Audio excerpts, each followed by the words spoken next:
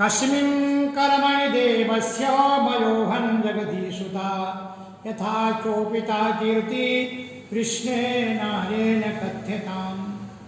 सुखदेव जी से राजा परीक्षित प्रश्न करते, प्रभु जब भगवान ने हिरण्याकश्यप का वध कर दिया, दैत्य लोग भड़क गए और सब जो है ना, मैं दानों से एक ऐसा नगर बनाया कि जिसमें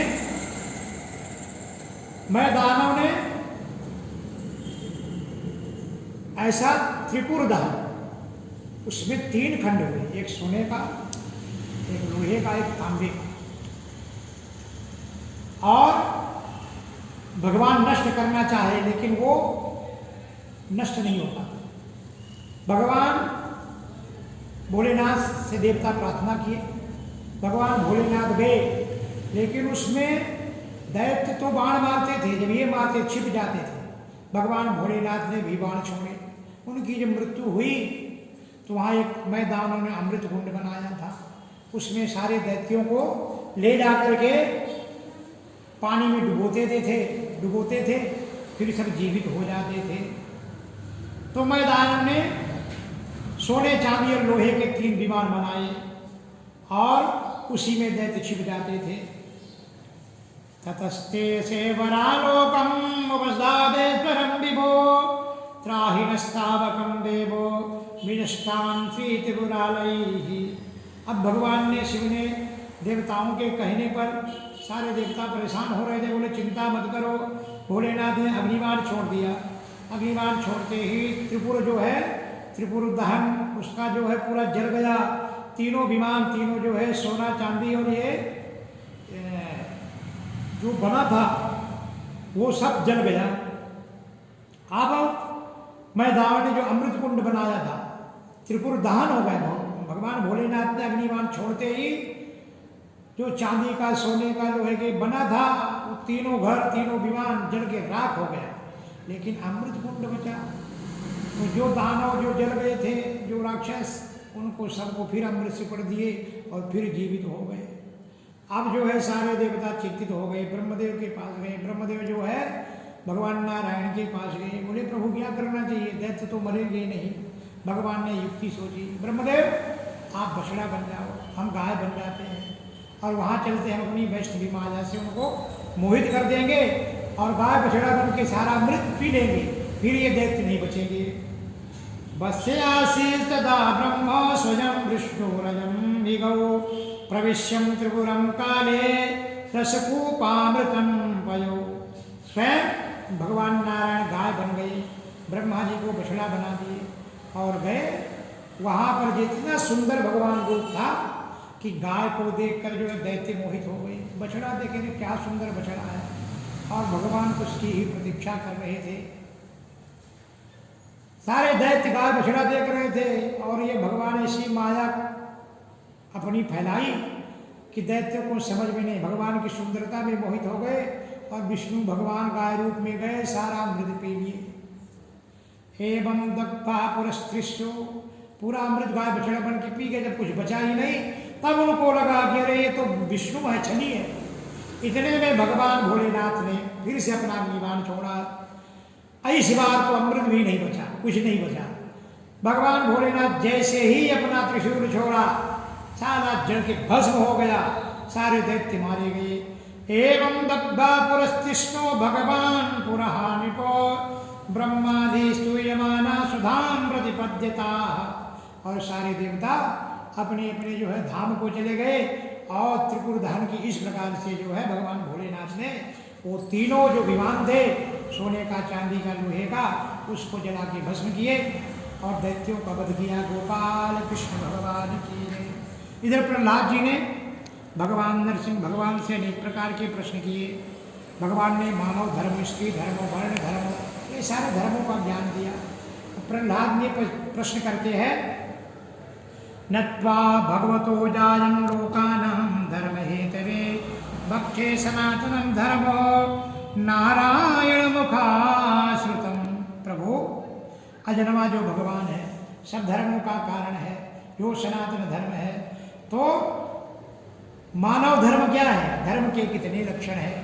सुखदेव जी वर्णन करते कि ये नरसिंह भगवान जो है प्रहलाद जी को मानव की 30 धर्म बताते। मानव को 30 धर्म है, 30 धर्म मानव को पालन करना चाहिए। क्या क्या है? सत्यम, दया, झूठ नहीं बोलना चाहिए। सत्य बराबर तप नहीं, झूठ बराबर पाप। सत्यता के बराबर कोई तपस्या नहीं और झूठ के बराबर कोई पाप नहीं, है ना। ऐसे 30 धर्म हैं। सत्यम, दया, तपः, शौचम, तितिक्षेचा, समोदमाः, अहिंसा, ब्रह्मचर्य, त्यागा, स्वाध्याय, अर्जन। किसी की अहिंसा नहीं करना, त्याग होना, स्वाध्याय होना, संतोष होना, सत्य बोलना, दया होना, तप होना, शौच होना, और अंतिम में सुंदर भगवान का अच्छे गुणानुवाद सुनना चाहिए। फिल्मी गाना नहीं, है ना। तो नहाने को भी गए तो फिल्मी गाना गाते, गंगे चेवने चेव ये बोलोगे तो शास्त्र में लिखा है गंगा गंगा याद योजना नाम सदैव। हजारों योजनों से अगर कोई गंगा का नाम ले तो गंगा नहाने का फल मिलता है। लेकिन आज के लोग साजन मेरा उस पार है, तो कैसे पवित्र होगे भाई। इसलिए भगवान गंगा का नाम लेना, भगवान की कीर्तन करना, श्रवणम कीर्तनम यस्य स्मरणम महतम गतौ, अच्छा नाम लेना चाहिए भगवान का। और इस प्रकार से सेवा करना, दास भाव, स्वाभाव, आत्मसमर्पणम, ऐसे 30 धर्म मानव के 30 धर्मों का जो है नरसिंह भगवान ने प्रहलाद जी को सिखाया। अब फिर उनने प्रहलाद जी ने प्रश्न किया, प्रभु ब्राह्मण के 6 कर्म क्या होते हैं? तो भगवान वर्णन करते, जन्म जायते शूद्रः, हर जीव जन्म से शूद्र होता है। लेकिन हम ब्राह्मण द्विज किसको बोलते? संस्कार द्विज उच्यते, जिसके संस्कार होते उसको हम द्विज बोलते हैं, यानी द्वि यानी द्वि यानी दूसरा, जय यानी जन्म। तो ब्राह्मण के 6 कर्म हैं। विप्पस्याधनादीनि शरण्यास प्रतिग्रह, राजोवृत्ति प्रजागोप्तम, विप्रात्यागरादिवी, अध्ययन करना, अध्यापन कराना, दान लेना, दान देना, यज्ञ करना, यज्ञ करवाना, ये ब्राह्मण के 6 कर्म हैं। फिर क्षत्रिय का कर्म क्या होता है? तो नरसिंह भगवान प्रहलाद जी को बताते हैं। उधर सुखदेव जी राजा परीक्षित को वर्णन करते हैं, राजन क्षत्रिय दान नहीं लेता है, दान देता है, सबकी रक्षा करता है, इसलिए उसका नाम क्षत्रिय है। राज्यो वृत्ति प्रजागोप्तुम विप्रात्यागरादि भी है, ये उसके धर्म है। फिर वैश्य के कर्म क्या है? वैश्य को सर्वदा ब्राह्मण वंश का अनुयायी बनना चाहिए। जो वैश्य चाहता है कि मेरे को बढ़ना है, वो ब्राह्मण का विरोधक नहीं होना चाहिए। शास्त्र का वचन है कि जिनको बढ़ाना है तो साधु, संत, गौ, ब्राह्मण, इनकी जो है इनका सेवक बनाओ, इनसे प्रेम करना सिखाओ। और जिनको मिटाना है तो इनका निंदक बना दो। ब्राह्मण का निंदक बनाओ, संतों का निंदक बनाओ, गौ का निंदक बनाओ। इन किसी को मिटाने की जरूरत नहीं पड़ी, आपको आप मिट जाएंगे, है ना। इसलिए वैश्य का धर्म है गौरक्षा कृषयम व्यापारम, वैश्यस्तो भरता वृत्तिश्च नित्य ब्रह्म फलंगा। वैश्य का धर्म है कैसे भी धंधा व्यापार करे, लेकिन उस पैसे को दान धर्म में लगाए, नित्यम ब्रह्म फलानुसाह, और प्रतिदिन ब्राह्मण का अनुयायी बने। फिर शूद्र का धर्म क्या है उसको भी वर्णन करते। शूद्रस्ते सूत्रवावृत्तिस्वामिनो भजे, शूद्र का धर्म है सेवा करना, है ना, द्विजातियों की सेवा करना, उनकी जीवा का निर्वाह करना। इस प्रकार के पदभ्याम शूद्रो वजायत, तो ये शरीर में भी 4 वर्ण है। मुख ब्राह्मण है, हाथ क्षत्रिय है, पेट जो वैश्य है, और जो है पैर शूद्र है। सबका काम है, हाथ का भी काम है, सिर का भी काम है, पेट का भी काम है। ऐसा कौन सा अंग बताओ? उसी प्रकार से सब वर्णों की गर्ज है। गोपाल कृष्ण भगवान की जय। अब इनने प्रश्न किया ब्रह्मचारी के नियम क्या है ना, वानप्रस्थ के आश्रम के नियम क्या है? भगवान वर्णन करते, गुरुकुल में निवास करे, दास के समान अपने को छोटा समझे, गुरु के चरणों में प्रेम करे और गुरु के हितैषी बने। अपने गुरु के लिए अच्छा सोचे, सायंकाल प्रातःकाल श्रेष्ठ देवताओं की उपासना करे, मौन होकर एकाग्र होकर गायत्री मंत्र का जप करे, संध्या बंदन करे, और ब्रह्मचारी गुरुकुले वस्तंतो गुरुर्हितम आचारम दासवानीयो गुरु त्रिहृदम श्रोहेदा। सायं प्रातः उपासितं गुरु। ये सारे जो है ब्रह्मचारी वानप्रस्थ के नियम का वर्णन करते, और सन्यासी अनुशासनहीनता नहीं करना चाहिए, स्वाध्याय करना चाहिए, गुरु के चरणों में सिर नवाकर प्रेम करना चाहिए, अपना सिर गुरु के चरणों में रख देना चाहिए। तब हमको जो है ब्राह्मण के पृथिव्याम के पृथ्वी में जितने तीर्थ हैं वो सब तीर्थ ब्राह्मण के चरण में वास करते, और जब हमारा सिर भगवान ब्राह्मण के और गुरु के चरण में रख जाता है तो जैसे तार जोड़ने से लाइट जल उठती है, उसी प्रकार से गुरु का सत्कर्म आशीर्वाद उस शिष्य को मिल जाता है। इसलिए गुरु के चरणों में सिर नवाकर प्रणाम करें। मेखला मृगचरण वस्त्र जटा दंड कमंडल यज्ञोपवीत ये सब हम अपना नियम पाले।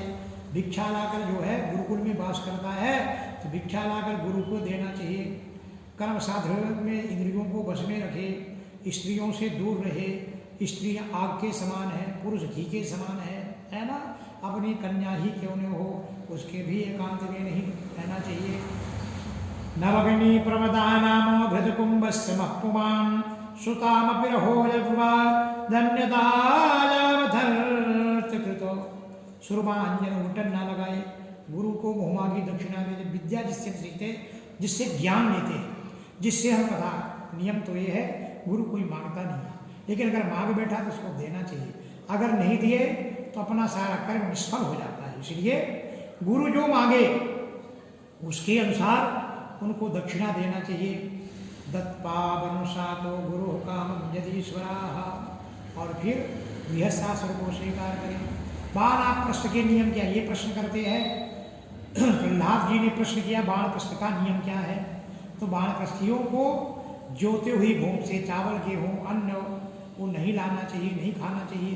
बिना जोते भूमि से जो निकलता है, जैसे जंगल में जो पान फूल फल लगते हैं, जो दूसरे के मेहनत के बिना उगे है, जो फल नीचे गिरे हैं उन फल को उठाना चाहिए। जैसे किसान की खेती कट जाती है, जो अन्न पड़ा है उसको बिन के लाना चाहिए। इस प्रकार से कंद मूल आदि का सेवन करना चाहिए। 1 2 3 4 8 12 वर्ष तक वानप्रस्थ में रहे। इससे ज़्यादा रहने से बुद्धि बिगड़ जाती है। और फिर संन्यास आश्रम के नियम क्या है। सारे जितने प्रश्न प्रहलाद जी ने किए, सारे प्रश्नों को उत्तर नरसिंह भगवान दिया है। संन्यास आश्रम का वर्णन करते हैं। बाणप्रस्थ से ब्रह्म विचार करके यथार्थ अपना शरीर छोड़ करके जब हम संन्यास आश्रम लेते हैं तो अपने शरीर के अलावा संसार की किसी वस्तु में मेरा अधिकार नहीं रहता। कल्पस्त्वेवं परिव्रज्य देहमात्रावशेषिता। देहमात्रावशेषिता, सिर्फ शरीर में ही अपना अधिकार है, बाकी सब में पानी छोड़ देना चाहिए। अंग ढकने के लिए सिर्फ कौपीन, आधा कमंडल जल, 1 कमंडल भी नहीं, कमंडल भी भरा नहीं होना। बस किसी आश्रम का चिन्ह नहीं होना चाहिए। सबसे संबंध और अपने आप में, आत्मा में, पूर्ण ब्रह्म परमात्मा में अपने आप को अकेला महसूस करो और परमात्मा से संबंध बना के रखे। आत्मान परम ब्रह्मो सर्वतम सस्मन्नये। इस प्रकार से कमंडल में आधा कमंडल से ज़्यादा पानी भी नहीं होना चाहिए। अपने पास किसी वस्तु का संग्रह नहीं करना चाहिए। और हम तो सब कुछ भरा है, हम तो कपड़े रंगा लिए, लेकिन संन्यास जो संन्यास लेता है, ऐसा शास्त्रों में लिखा है कि दंड ग्रहण मात्रेण नरो नारायणो भवेत्।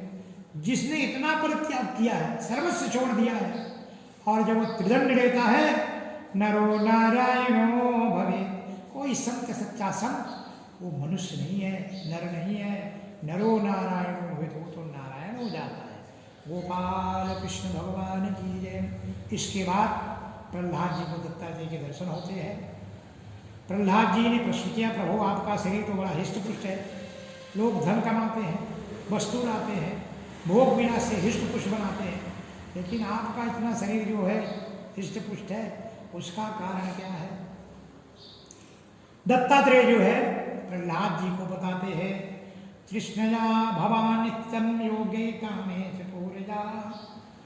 तृष्णा एक ऐसी वस्तु है प्रहलाद जी कि बिना इच्छा भोगे कम सा है ना। तृष्णा ऐसी वस्तु है इच्छानुसार भोग प्राप्त करने के बाद भी कभी पूर्ण नहीं होती। तृष्णा ऐसी चीज है। इसलिए शरीर तो मर जाता है, लेकिन लोगों की आशा तृष्णा नहीं मरी, मर मर गए शरीर। इतना सोच विचार किया कि शरीर क्षीण हो गया, लेकिन आशा तृष्णा की कमी नहीं आई, इसलिए तृप्ति नहीं होती। इसी कारण जीव जन्म मृत्यु के कितने गोते खाता है। स्त्री पुरुष दोनों सुखी होने के लिए अनेक प्रयत्न करते हैं, कार्य करते हैं, लेकिन उसके उल्टा ही होता है। हम तो अपने जीवन में अगर सुखी होना है तो मैं अपने आंखों की दृष्टि के सामने हमारे कुछ गुरु हैं। दत्तात्रेय बताते कि मैं तुमको गुरु समझता हूँ। मधुकार महासर्पो लोकेस्मिन् गुरोत्तमौ। अरे मैं तो अजगर को भी गुरु बना लेता। बोले क्यों? अजगर का इतना भारी विशाल शरीर है ना, छोटे जिसका बहुत छोटा पेट है, वो कितना घात लगाता, कितना दौड़ता, इसको चोंच मार उसको मार, लेकिन अजगर बड़ा शरीर, आदमी को चाहे तो ऐसे ही निकल जाए, लेकिन किसी के यहाँ नौकरी ढूंढने नहीं जाता, ना किसी यहाँ काम मांगता है, निर्द्वंद रहता है ना। अजगर करे न नौकरी, पंछी करे न काम। अजगर करे न नौकरी, पंछी करे न काम। दास मलुका कह गए सबके दाता। अजगर करे न नौकरी, पंछी करे न काम। दास मलुका कह गए सबके दाता, सबके दाता। भगवान पर भरोसा करो। सबके दाता कौन है? परमात्मा है। इसलिए जो बहुत चिंता करता वो बहुत दुबला पतला रहता है। चिंता और चिता में इतना ही फर्क है। चिंता चिता, एक टिम्बा एक बिंदु रख दिया तो चिंता हो गया, टिम्बा हटा लिया चिता हो गया। लेकिन दोनों में फर्क है। चिंता जीते को खाती है और चिता मुर्दे को खाती है। चिंता चिता मात्रेण बिंदु रूपेण विशेषता। चिंता और चिता में एक बिंदु का ही फर्क है, लेकिन फर्क देखो। इसलिए आज अगर किसी की नौकरी नहीं करता, पक्षी कहीं काम नहीं करते, इसलिए दोनों मस्त है। मधुमक्खी तो बहुत इकट्ठा करती है, लेकिन उसको कोई दूसरा ही ले जाता है। तो मधुकार महासर्पो लोकेस्मिन् गुरोत्तमो। मैं दोनों को देखता हूँ। अजगर जो है बड़ा शरीर होकर के भी कुछ नहीं किया, और मधुमक्खी छोटा रूप होकर के भी बहुत संग्रह किया। मधुमक्खी बहुत मध इकट्ठा करती और अंतिम में पता चला कि जला भी दिए और मधु भी लेके चले गए। गोपाल कृष्ण भगवान की जय। प्रहलाद जी ने परम दत्तात्रेय भगवान की पूजा की। अंतिम में विराग सर्वकामेभ्यो शिक्षिते मधुव्रता। यही मैं शिक्षा लेता हूँ प्रहलाद जी। प्रहलाद जी को सुंदर ज्ञान दत्तात्रेय ने दिया कि भाई बहुत संग्रह वृत्ति नहीं रखना चाहिए जीव को। पूजित्वा दत्तापेता आनंदम प्रयोग हो। और प्रहलाद जी ने दत्तात्रेय का निरंतर पूजन किए, उनका सत्कार किए, और प्रहलाद जी वहाँ से जो है विदा मांग के चले जाते हैं। गोपाल कृष्ण भगवान की जय। फिर प्रहलाद जी ने भगवान से प्रश्न किया, प्रभु गृहस्थ आश्रम का धर्म क्या है? भगवान वर्णन करते हैं गृहस्थ आश्रम का धर्म है कि भगवान के प्रति समर्पित रहे, संत महात्माओं की सेवा करे। गृहस्थी को चाहिए जैसे समय मिले तो भगवान के अवतारों के सुधार को पान करे। भगवान की जो जन्म इत्यादि की सारी कथा है उनको सुंदर कानों से श्रवण करे। श्रवणम भगवतो विकृन्नवतार कथामिमाम। सुंदर भगवान की अवतारों के कथा श्रवण करना चाहिए। गृहस्थी को पंचयज्ञ करना चाहिए और सबको बांट करके खाना चाहिए। नहीं कि हमको मिला तो हम खा लिए छिपा के, नहीं, ये नियम नहीं है। आप अगर 4 भाइयों का परिवार है, सब एक साथ भोजन करो। मनुष्यों का अधिकार उतने धन पर है जितने में उसका उदर निर्वाह हो जाए, उससे ज्यादा जो संग्रह करता है उसको चोर बोलते है ना। भागवत में लिखा है यावद भ्रीते जठरम तावस्तम हितेहिना, जितने में अपनी जठर अपनी अग्नि शांत हो जाए उतना ही खाना चाहिए, जितने में अपना परिवार चल सके, साधु संत की सेवा हो सके, है ना। साईं इतना दीजिए जामे कुटुंब समाए, और मैं भी भूखा ना रहूं साधु न भूखा जाए। इतना प्रभु दीजिए, कोई भी जीव इससे ज्यादा जो संग्रह करता है वो अधिकम यो न मन्ये तो शास्त्रेनो दंडमर्हति। दंड किसको दिया जाता? चोर को, फिर वो चोर है। इससे ज्यादा जो संग्रह करता है, इसलिए सबके लिए अपना जो है भाव एक होना, मृगोष्ठ हर जीवों के लिए पुत्र के समान हो, चाहे वो मृगोष्ठ खर अमर श्री श्रीपा खग मक्षिका, चाहे कोई पशु हो, पक्षी हो, मृग हो, ऊंट हो, गधा हो, आत्मना पुत्र बद पश्येत एतेषां अंतरम कियत्। इनमें कोई अंतर नहीं करना चाहिए, उनमें भी जीव है ना। जो जीव हमारे में है वही जीव उनमें भी है, उनका भी विचार करना चाहिए। और जिसकी आत्मा बड़ी है उसी को तो महात्मा बोलते। क्या कपड़ा रखने वाले को महात्मा बोलते? मेरा मन रखना चाहिए, मेरे आत्मा बड़ी होना चाहिए। और फिर इसके बाद आप अंतिम प्रश्न किए कि श्राद्ध के नियम क्या है। तो नरसिंह भगवान वर्णन करते कि धनवान ब्राह्मण को चाहिए आश्विन वद्य पर जो है श्राद्ध अपने माता पिता को जो है याद करे, उनका तर्पण करे, उनका श्राद्ध करे, और जहाँ ब्राह्मण निवास करते हैं उनकी सेवा करे। अन्य लोगों को भी ब्राह्मण की सेवा करना चाहिए। कर्म से ब्राह्मण को चाहिए हव्य कव्य का विधान करे।